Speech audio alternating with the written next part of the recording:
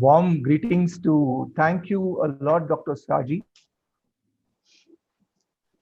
First, let me introducing myself. As Dr. Saji said, I've been a homeopathic doctor with about 20, 22 odd years of experience in terms of my practice. But I will tell you that I continue to be a student of homeopathy till date. I met Dr. Shaji in a conference a couple of years back, rather last year, around the same time, and I was very, very impressed about his, dynamism in terms of promoting homeopathy, even in all around the world, and practicing in a country where homeopathy is just showing its roots. And he has gone ahead and started his practice there, and I was very impressed by his way and his approaches, which I have imbibed to a certain extent in my practice. So I live in Bangalore, and I have three clinics in Bangalore and one in Ludhiana right now. And yeah, I do pass on my expertise in a few of the Southeast Asian countries, but I can all this is all to learn. More importantly, as I said, learning under Dr. Kopikar was my true education after my graduation. I didn't opt for doing my post graduation because I think learning under Kopikar was more than a post graduation. Anyway, that's what it is. So, would love to connect with all of you since this is a short interval, but we can discuss a few things here as well. But I think the majority of what we have to discuss is, as Dr. Shaji says, this forum is a very, very important forum for us to promote homeopathy, homeopathic practice, and homeopathic use. And it is we who can take this forward in a united way as a group. That's it. So I will give you a brief 15-20 minute presentation on this subject, and then I will take questions, and also I will welcome anybody to share their knowledge on this subject. We'll be happy to learn and share. All right, Dr. Shaji, can I start? Yeah, please proceed. All right. I will give a little explanation in terms of what are substances. See, since time memorial, even in times of, say, thousands of years back, when human being was in the early stages of their life, so we were dependent on substances to live, to survive, to eat by being hunter gatherers and things like these. So that was a very hard life. So everybody was in an experimental stage during that time as to what are things, what are good for us and what are not good for us. But because of that particular phase of life, they discovered that certain substances also tend to help us to relax or divert us from our everyday troubles. So trouble started with mankind in terms of the survival. So during these times, certain substances were found to give us so-called quote unquote relaxation. And those substances gradually, am I audible by the way? Am I Yes, audible, yes, everybody? yes, yes, very Great. well. So what I'm trying to say over here is that these substances have been always present over here. And humanity started using these substances as a method of relaxation. So a few substances could be, of course, alcohol evolved a little later, but it started with plant-based extracts and substances like marijuana in its raw form and those things. And people used to work very hard throughout the day. And then in the evening or towards the end of the day, they will have a jolly time around maybe a fireplace and things like these. And then then go to sleep, and then again, because the day will start early in the morning as hunters or gatherers, or then later it evolved into farming and these things.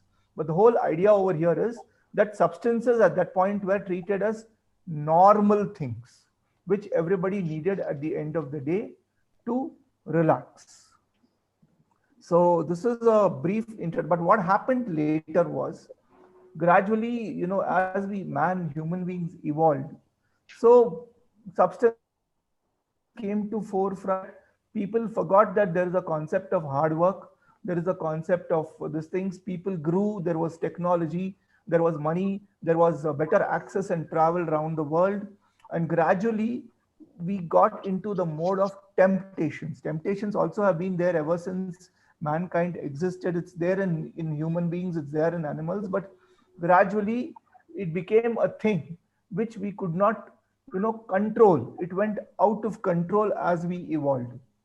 So I don't want you to, I don't want to go into too much detail about what is evolution, but right now substances have become something as a main friend in life, right from the media, movies, literature, everywhere. Substances have been highlighted. There have been songs made on substances, and people have enjoyed these songs till date songs. But people don't understand that there might be a small or a minority group of individuals who will be attracted to these substances so much that it will become an addiction. Addiction will become a way of life, and that will impact their daily living to the extent that it will spoil their health. It will take away their focus from what they are doing. It will cause an unnecessary distraction. Attraction will become distraction, and then distraction will ultimately become destruction, that way.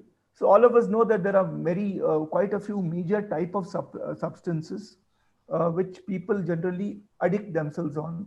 The biggest killer right now is, of course, tobacco, if all of you may agree, because tobacco is something which the majority of the people on addiction use it, and without realizing that it is causing, undoable, unreversible harm on their body. And at one point in time, it results in major disorders which you are all aware, like cancers, of course, tuberculosis, many systemic disorders of the body. And then ultimately it causes this thing. The other substances which is a major harm again in today's world is drugs in the various forms of things like cocaine, things like ganja, things like. Excuse me, doctor. Your slides are not moving. You are just introducing yourself. The Yeah, topic. I'm just introducing myself. Okay. So Okay. I just don't want people to go through the slide. Rather, talk about it a bit and then explain what Okay. I'm saying. That will be Okay. right. Yeah. So what I'm trying to say over here is even things like cannabis, which is ganja in Indian terms, has been in existence since human being knew, and because it grew in the wild and it was adopted by people. And then later people started producing raw forms of consumable alcohol, and then later now alcohol is one of the mainstay industries all around the world. So, but these three substances only became into an addiction mode at one point in time. It is a topic of what do you say, contention. People say no, alcohol is okay, smoking has not killed everybody, but everybody agrees that there is an element gradually where the world is getting into the grip of these substances. Okay, I will begin my slides on these notes. First, I will talk about smoking, and then I will talk about the other substances a little later. Of course, this is for patients who are new to this panel, but most of them know what is homeopathy. It was a system of medicine invented, or rather discovered and developed by a German doctor, Dr. Samuel Hahnemann, who lived in the 18th century, and he's our god in terms of helping us evolve in this system. This is Dr. Samuel Hahnemann. I'm sure a lot of you are aware about this great human being. Again, for a few of the students or newcomers or non-homeopaths, a basic principle of how homeopathy works is what can cause can cure. Medicine should be just enough to bring about a positive change in human beings. And medicine also needs to be individualized based on patient needs at a chronic level. At a level for something like COVID, which we are dealing with now, it can also be in a mass level.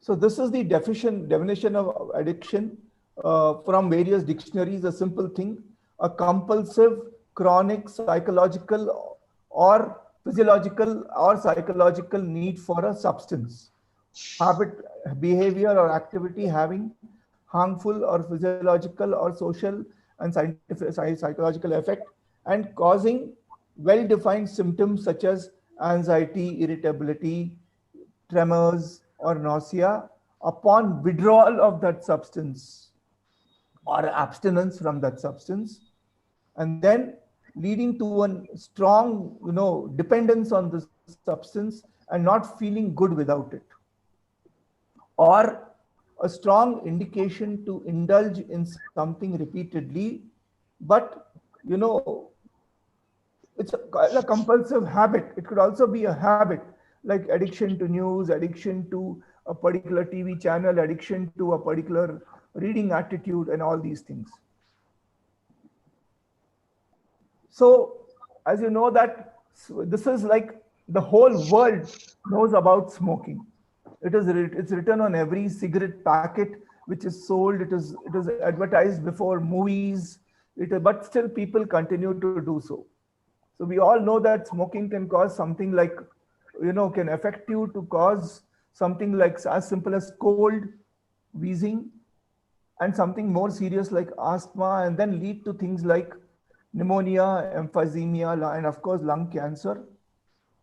All of us know also that 84%, that is a majority of the people of death who die because of lung cancer, are smokers, and then also COPD.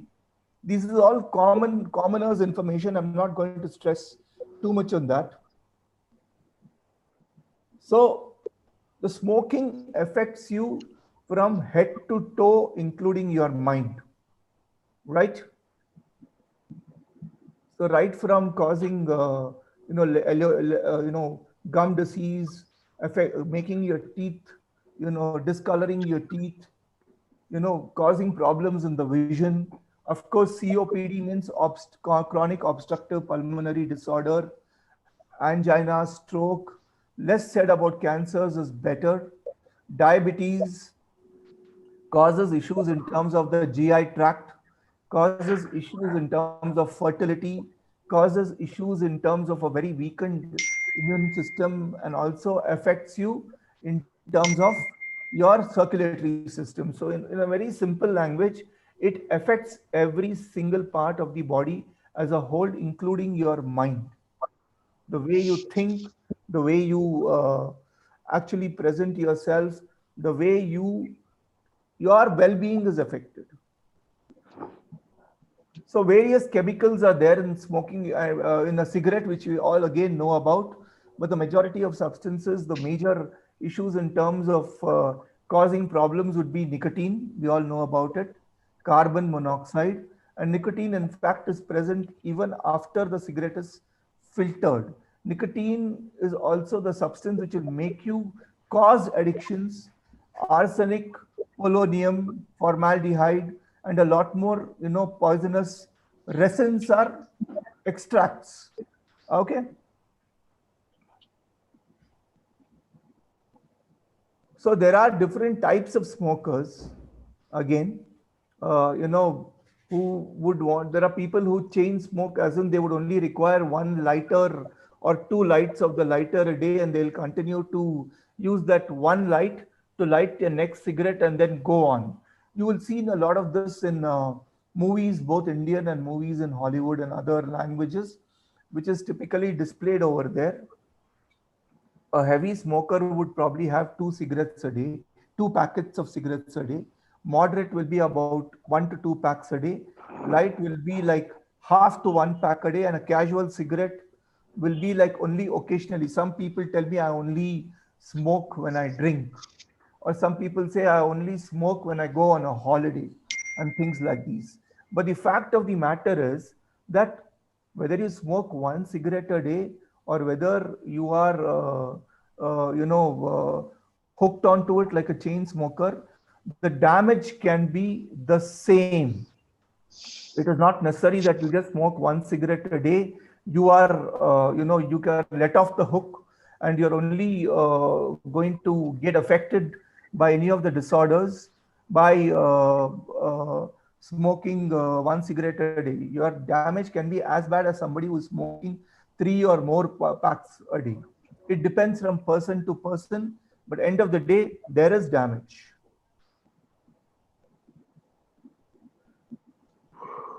So in a clinical approach, now this is more for the doctors. Obviously, we have to, find out why that particular patient actually started smoking. Most of them will say that I was started smoking out of curiosity. Point number one, because it's shown all over in social media, movies, and among your friends when you reach your early teens, and nowadays even earlier, unfortunately. And then certain people will start smoking because they probably started working at a very early age and wanted a let out, a release, a relaxation. Okay, you need to find out how the smoking actually started. Also, check studies have proved that family history of smoking means there is a natural attraction to tobacco in all forms. But smoking, yes, that's another very important thing. Also try to understand why did something which started as a curiosity resulted in a habit. Okay. So this is something which is very important where we need to understand where this particular thing evolved from your system. So when patient comes to the clinic, we should be prepared to spend at least 45 minutes or 1 hour to them in the initial session is to pinpoint when a casual habituation or a casual pickup of the cigarette actually become an addiction. 90% of the time they would start with like 1 or 2 cigarettes a day. Maybe, some people say I cannot use the bathroom in the morning unless I have a cigarette. Some of them come and tell us that, look, I prefer that I'm so stressed at work that I would step out and have a cup of tea or coffee in between work and then have a cigarette after that. But when I go home, I don't smoke, doctor. Some of them says after every meal, it feels very comfortable to relax to start smoking.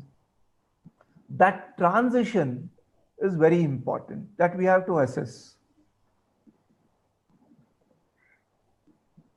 So understanding of the case, each case will only come after spending extensive time with the patients initially, because every patient will have a different reason. One patient, very big group of people told me these days that I started smoking after I got married.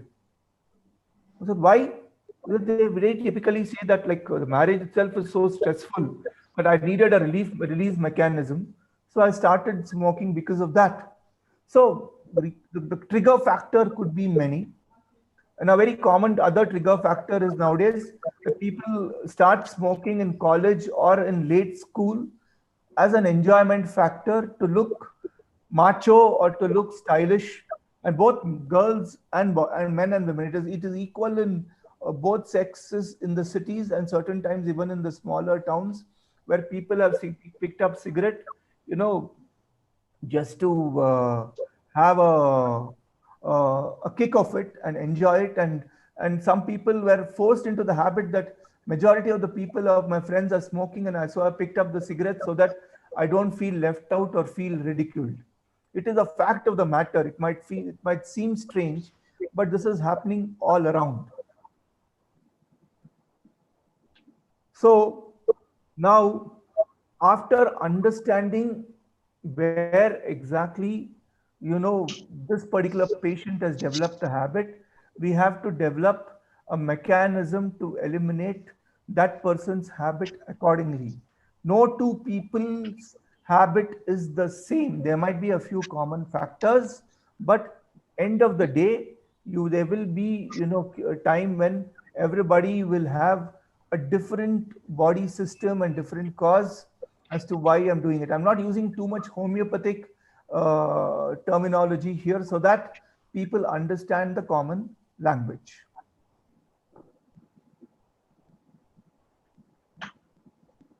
So now let's gradually jump into the mode of addiction. Okay, they come to clinic, they say, okay, doc, see the smoking is affecting me. Now we would want to stop it. But there are various, signs of withdrawal. And first and foremost, withdrawal which affects them immediately is they are scared to give up on smoking. This is what will happen to me. There is a sense of emptiness which creeps in even if they start before they get into that mode. Second thing is, what will I replace for smoking to help me feel better? That's a common thing. So the common withdrawal symptoms are depression, also anger, weight gain, sleeplessness, very common symptom, headaches, extreme nicotine cravings, as in like they would the feeling of a cigarette running their brain would affect them at all the time. Bad temper and difficulty in concentration. In some people, they might find a little bit of shivering or irritations in their hands or feet. Some of them even develop a little bit of cough. That's it. So I'm just 45 minutes or 40 minutes is a little slow period. So I'm you might find that I might rush through a few things so that this discussion is complete. So anything you want to know about this in detail, I'm welcome to connect with me one to one or in the forum. I'm willing to run through all this in detail and answer more questions. So coming to this thing, there are the other obstructive factors or the maintaining factors to help people to stop people from quit smoking is emotional triggers like cravings, mood swings, and anxiety. They will be good for a month or two, 3 months, and then there will be an argument at work, at home, or something, some frustrations from within. They'll say, okay, I've quit smoking, but let me just go back to that one cigarette and come back again. Nicotine, of course, will be present within your body all the time. Sometimes the withdrawals of vitamin nicotine might peak after 48 hours or sometimes even for months. A smoker, even a passive smoker or an active smoker or a quit smoker, will continue to remain a smoker in the mind for a very, very long time. Another major roadblock to it is that the process, that's what I said now, that possibility of relapsing to smoking exists all the time. 90% of the people who have quit smoking at the first time will go back to that for sure. This is the major principal addiction where people will go back to smoking because it is very easy. Third thing is poor social support, because this smoking is a very individual thing. So they might smoke out when they are in the office, or they might go into the garden or walk out and smoke initially until it is declared to the family, to the wife, to the partner, or to the other people who are non-smokers. So there is a sense of guilt which also remains with them. So these are major obstructing factors to make them smoking. But I will still say the biggest obstructing factor is the withdrawal symptoms, and the second factor is it is very easy to pick up a cigarette again. Free availability everywhere in this world. I will go to this file a little later. But the whole idea about starting with smoking over here as a major addiction is, I'm sure that at least 50% of all doctors in the world unfortunately smoke. That's a big number. And they treat it very casually. So whenever there is even at a medical school level or at a student level, anything, after college or after there has been a meeting, we all would love to go out and have a smoke and maybe indulge in a drink after the meeting. So it is a very common social evil. So we as doctors ourselves don't treat smoking as an addiction, and we ourselves become victim of this in the long-term basis. Innumerable number of examples. I'm sure majority of the doctors themselves or their friends are aware about it. You might have at any point in time a hostel mate or a roommate who has been a smoker. So just I'm giving these highlights as points in brief, only with the intention so that we can cover the other addictions as well and give some room for questionnaires or discussions. And then later, one to one or in the group, please connect to me. I will actively participate and answer any more questions over there. I will also share this PPT whenever anybody wants it to be shared. So there are a few medicines on the screen, which I have displayed, which I use in my practice. I will tell you in all honesty, as a classical practitioner practicing under Dr. Kopikar, and then my own individual practice, the single medicine which I have used in maximum for helping the problem of any sort of substance abuse has been Ignatia amarama. I think Ignatia is the new Laxvamika among the polycrest remedies, which is one basic medicine which I found very, very, very useful, especially for all kind of addictions and especially for smoking. So I would give it as a, as a routine at some point in time in their treatment. Now, understanding homeopathy, so everybody's constitution is different. Other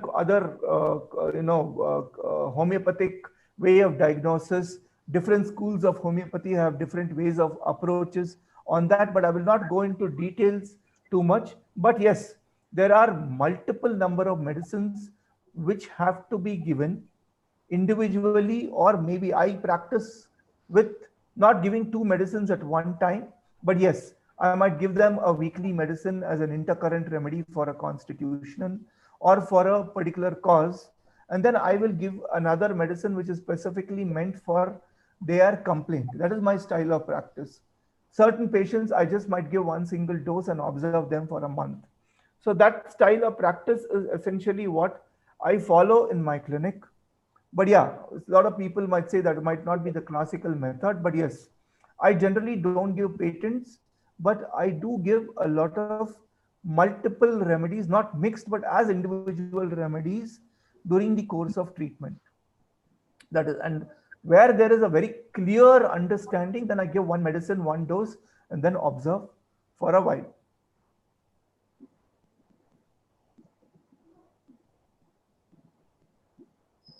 So I will come back to a conclusion of smoking a little later, but the other form of thing which is proving to be a major problem these days are drugs. So drugs are now becoming a competitor for smoking. It is, as you know, that one of the biggest the substances is alcohol. But I have a point of view on alcohol, which I will discuss in the end of the discussion. But let me discuss about the other substances like cocaine, morphine, heroin, marijuana, hallucinogens like LSDs and PCPs and crystal meth.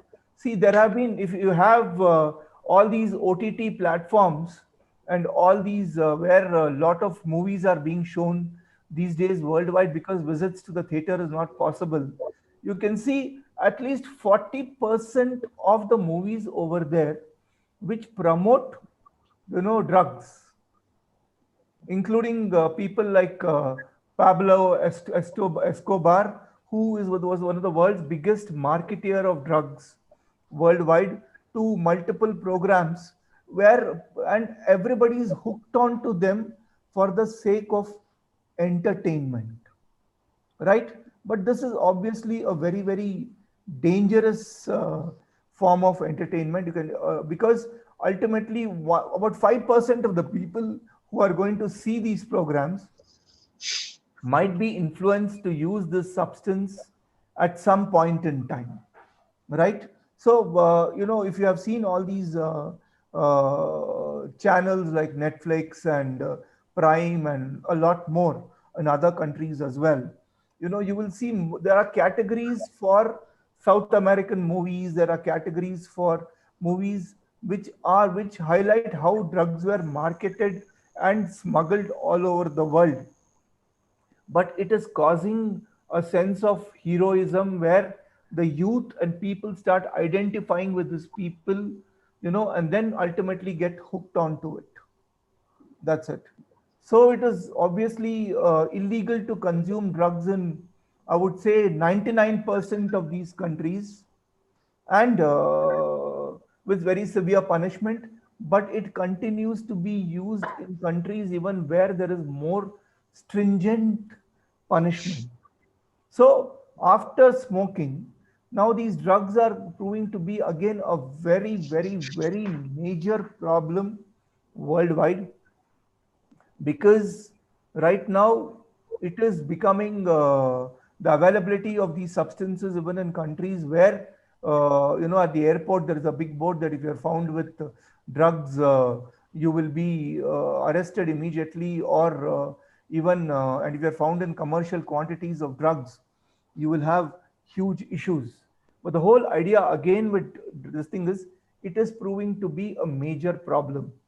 The difference between treating a smoker and treating a drug addict, there is a medico legal issues in many countries, and in India you should remember that you should be able to communicate with the attenders of the patient and the authorities that you are treating patients of drug addictions, because these substances are illegally available. Smoking cigarettes are available all around the world, everywhere. But drugs are only illegally routed through the country and then are available only through means which are under the table. So, as physicians, you should remember that drugs are illegal, and if you're treating somebody with drugs, you might also get into trouble with the law. So you should ensure the clarity of treatment with the patient and the attenders and keep them well posted that all these are illegal things, and they can result in major issues, including your own practice license to be cancelled. So make sure that the law is also taken into consideration in your country, and in your own associations before you take up a case. It is very, very important. I think most of the doctors, especially homeopaths, we tend to ignore it, because as doctors you will gain some experience in terms of how to treat drug addicts, but the whole issues lies in the fact that you should be able to keep it in mind. That is very, very important. Don't pick up cases of drug addiction or smoking as the first day of your practice. Develop a certain amount of experience. Try to learn from and imbibe from senior doctors in your neighborhood or to whom you believe in, and only then get into that. This is very serious business.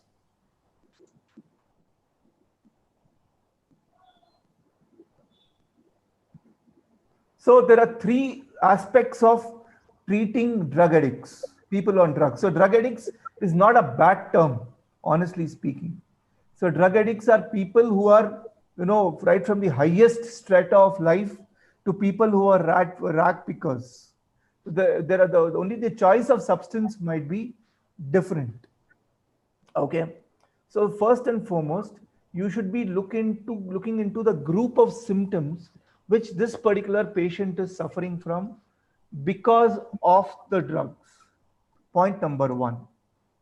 So that has to be analyzed, and that, because it cannot be generalized as these are the group of symptoms and they have them. So keep an open mind.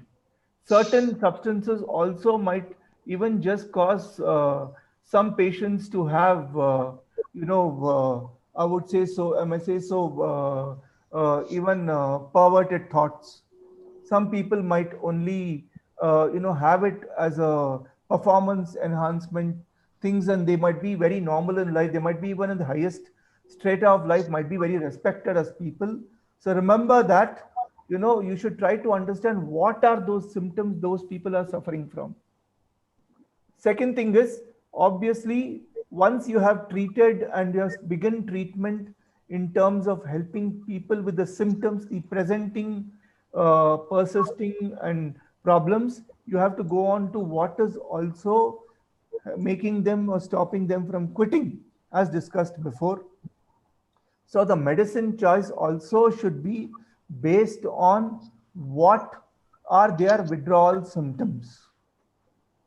And the third thing is, after that, because this treatment is going to be long standing, trust me, there is nobody going to tell you, going to come back and tell you that, look, I took 3 months of treatment and I am cured. I'm sorry to say, treatment will go on at least for 6 months to a year, sometimes 3 years, 4 years. There has to be patience and perseverance from our side and also from the patient side to get rid of the habit. And of course, after they have quit, the focus also should be to ensure that, give them medicines in between to ensure they don't go back to that. This is not because of withdrawal, also because of a matter of fact as a habit. Okay. And that phase is very critical. Most of the doctors and the patients will believe, okay, I've been treated, I've been detoxed, I have now got into the phase where I'm in a better spot. I can go back to the old habit where, I will be able to get into the phase of life where, I might want to have an occasional sniff of marijuana, and then again go back to one particular shot of heroin, maybe once if I go to a fancy place and do it, or with my friends in a party, because everybody, maybe even once in 6 months. But for to make them prevent that is very, very important, and they have to be on some maintenance medicines once in a while. Prevention is very, very critical after they have been cured. Again, a few medicines. Doctors, and I'm not stressing too much on medicines. See, I've shared a few over here. Like Avena sativa is one of the most important medicines for withdrawal. Opium, of course, is a medicine. Morphine, Naxwamica, and in case of alcohol, see, I've been very quiet on the subject of alcohol because let me again be very honest that I also enjoy alcohol once in a while. I'm not an addict. I can be without alcohol for 3 to 4 years, 5 years. But as a human being, I have enjoyed alcohol from my college days and continue to do so. But the whole idea is that alcohol was used again from time immemorial to relax. But it can become a very severe addiction as well. So, since this is a very serious subject, why I talked about it is I shouldn't be maintaining double standards, but I always drink like a gentleman and I enjoy my drink. I have a bar at home. By the way, I've treated thousands of patients, but I have a bar at home. So it means to say that if you are able to specifically talk about, alcohol, it can be a necessary social habit is what I believe in. But it is only depends from person to person where you have supreme control. And I believe that 90% of the people who drink, or maybe 95% of the people who drink, actually are in good control and don't get into the addictive mode. This is known statistical data from WHO. The WHO says 98%. I'm saying 90% because data might not be correct. That's it. So that those regards, people might have their own point of view. Alcohol is banned in a lot of countries and a lot of places. So I totally respect that. It's a personal choice. But why I stressed about it is I should be honest with this forum that I enjoy my drink once in a while, a good glass of wine or a good whiskey, and I feel very good after that. But I'm high on life also. That's it. So apart from that, now coming back to analyzing what the various kind of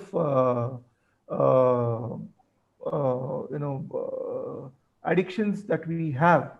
If I just generally put it in degree of dangerousness, I will call smoking the most dangerous, followed by different types of drugs, and then alcohol as the last. People might tend to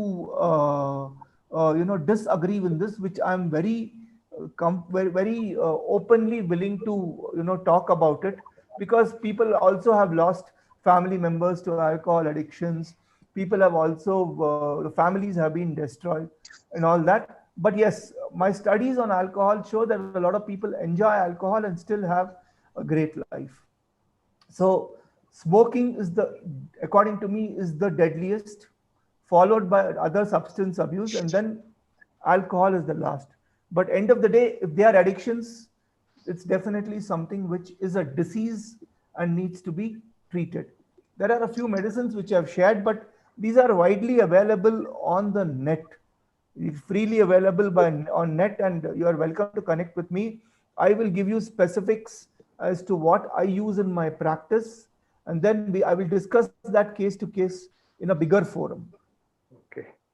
Right. So as I said again, follow-up and treatment for substance abuse will be long-term only. It cannot be short-term. I have a patient who I've been treating for the past 7 years. He's 70% better, but yeah, he continues to treat with me. But I told him it will take another 3 to 4 years before you are out of that.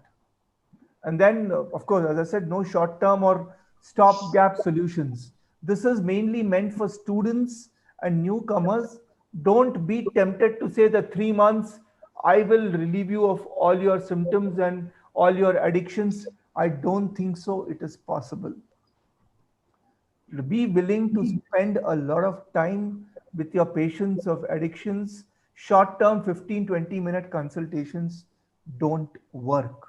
You have to also make them, you have to treat them strictly, but with an element of friendliness to get them out of that habit. Okay. Also, the support systems of all the addicts is very, very important and very crucial, because the friends and the family can drive them to becoming clean or drive them also to become an addict. So that is something which is very, very, very important, that that particular group has to be taken into confidence and, advised to be according to that. And don't treat any drunkard, any smoker, or any addict as if they are an outcast in society because they have, gone on to that habit or committed a crime. Agreed, they have committed a crime, but there is a room for improvement. That is why they have come to you, right? So sense of guilt will definitely, cause them to go back into the habit and not come out of it. But the intent of treating them and being serious with them is very, very important, right? This is again generally more for the newcomers, but obviously that, homeopathy, I think as a practitioner, I will just give you a small general thing over here. So I plan to not become a doctor first. When I was in school in Chennai, because my father was working for one of the first people in the IT industries, and he was in a major position in Chennai. I'm basically a Jain from Mumbai. Jain, a non-vegetarian eating Jain. What I mean to say is I live life on my own terms. So from Mumbai, I shifted to Chennai, studied in a school where the marks, the person drawing the last marks in the class, last rank percentage will be about 85. The first rank will be about 98, 99. And I generally graced that particular end of the class. Okay. But at the age of 45 right now, I tell you that most of the people who are toppers right now are the ones who have gone into more of these habits, rather the ones who are in the bottom of the class. So when I was in Chennai, I realized that I want to become a fashion designer. I was naturally very gifted to be a fashion designer. I won many stage shows in a school levels as a organizer, and trust me, I was also a model at that point in time and all that. My father said, you can't become a tailor and make a life out of it. So you can think of becoming a doctor, since you're not interested in maths and other subjects. So I decided to work hard in the school of mine, where, as I told, where everybody is a winner, where everybody is scoring more than 85% plus. Worked very hard in my 11th and 12th and managed to score about 93.5% overall in my science subjects and managed to get into dentistry. But I was not happy because bad breath was a big put off for me right from the time I was a small kid. People used to kiss me as a kid and stuff like that. I used to really get upset about those things. Then it so happened that I was very upset with dental school or dental college. I didn't know what to do because I didn't want to be a dentist. I stood first in the country at an NIFT entrance exam on my mother's insistence that you write the NIFT and see what can happen, because NIFT opens in June and medical colleges open in, after August, and during those times they used to only open in November. So if I didn't like fashion designing, I can go back to medical school. So the first thing what happened in the welcome party at at school in Delhi, NIFT, was introduction of drugs on campus, and everybody was onto it, including the faculty, as if it is nobody's business. I left I left the campus in 3 months. I was forced to take one swig from weed or ganja, and I hated it. So I left NIFT and I joined dental school. And this problem in dental school is I was not designed to be a dentist. Then I spoke to one doctor in Salem who was a homeopathic doctor, which was introduced by my dental classmate. He says he's a very good homeopath. He says, "Look, Amrit, you are a fashion designer at heart and you want to be a doctor. The best thing you can be is homeopath, because you will be able to create custom made solutions for each of your patients, especially for chronic disorders. And homeopathy is an art, and so is fashion." And that's how I got hooked on to homeopathy, and rest is history. So I'm a very proud homeopath today to say that homeopathy is a very valid and a very, very, very effective system of medicine. Of course, we have our loopholes, but that is all for us doctors to work on and reduce our shortcomings. But we should work towards spreading our system and legalizing it, and in maximum number of countries, and introduce homeopathy to a lot more other countries and in our own country. So look for short term, don't look for long term gains and not immediate gains as a practitioners.